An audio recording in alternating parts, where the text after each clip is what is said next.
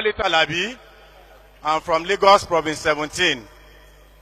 For 15 years, we believed God for the fruit of the womb. Last year, my wife conceived after the convention, and on the night of 1st October to the early morning of 2nd October, she started bleeding. And she bled until about 3 p.m. when she collapsed. I had to rush her to the hospital.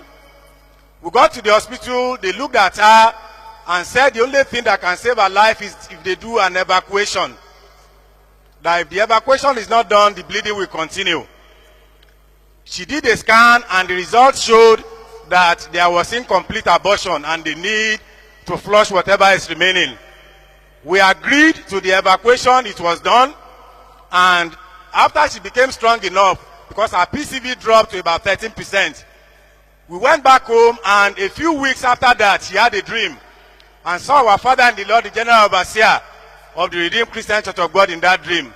In that dream, Daddy Gio laid his hands on her tummy, and she said she held on to Daddy Gio's hands and put the hand in the position of her womb. And lo and behold, a few weeks after, she told me she could feel a movement. The doctors told us we should wait for about 4 or 5 months for her to be strong before she can be pregnant. So we didn't come together. She said she's feeling a movement. To cut the long story short, in April of this year, she delivered a bouncing baby boy.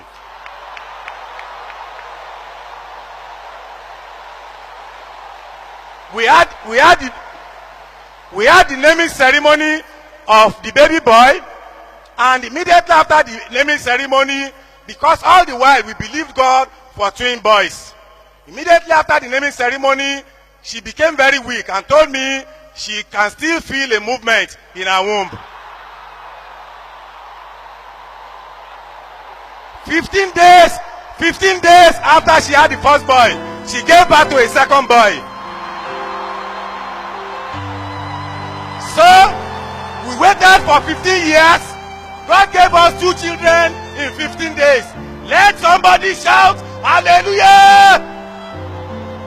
Who did it?